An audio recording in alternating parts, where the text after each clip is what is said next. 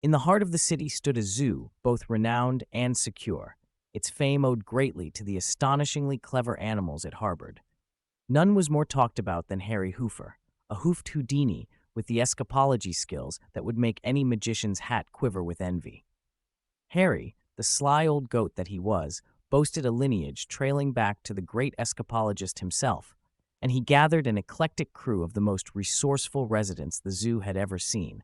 The crew included Ingrid the incontinent iguana, who could slip through the tightest spots provided she was scared enough; Frank the forgetful flamingo, a master at standing on one hoof while picking locks with the other; and Zara the zebra, who spent her days convincing everyone, and perhaps herself, that her stripes were excellent for camouflage in just about any environment. Their meticulous plan was set for a moonless night when even the owls wore spectacles.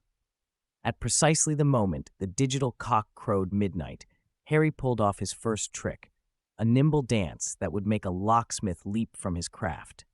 With a twitch of the tail and a rattle of horns, Harry and company found themselves free from their confines, ready to taste the forbidden fruit of the concrete jungle. In the shadows they crept, all except Zara, who had different ideas. Heart pounding with the excitement of their impending freedom, she figured it was her time to stand out by blending in.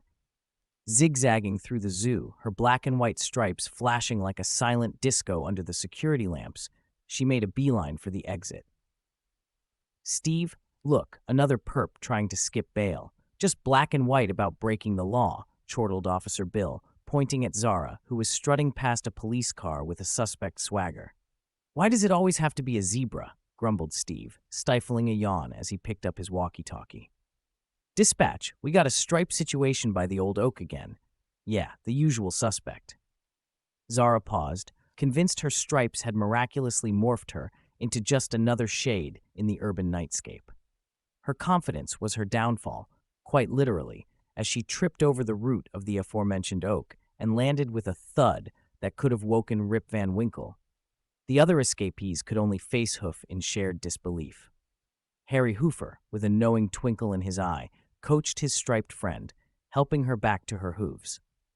"You know, Zara, subtlety may not be your strong suit, but when it comes to panache, you've got it in black and white," he snickered. And so, the crew hastily retreated, whisking Zara away before the officers could close in. Back at the zoo, Zara hid her embarrassment behind her bars, while Officer Bill struggled to maintain his composure, penning the strangest zebra crossing report of his career.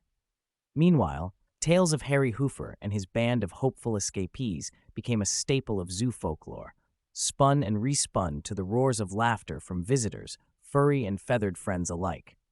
Turns out, the only bars Zara could effectively blend into were those of her striped cell, which she'd now regard not as a prison, but as a stage for her unintentionally comedic attempts at freedom.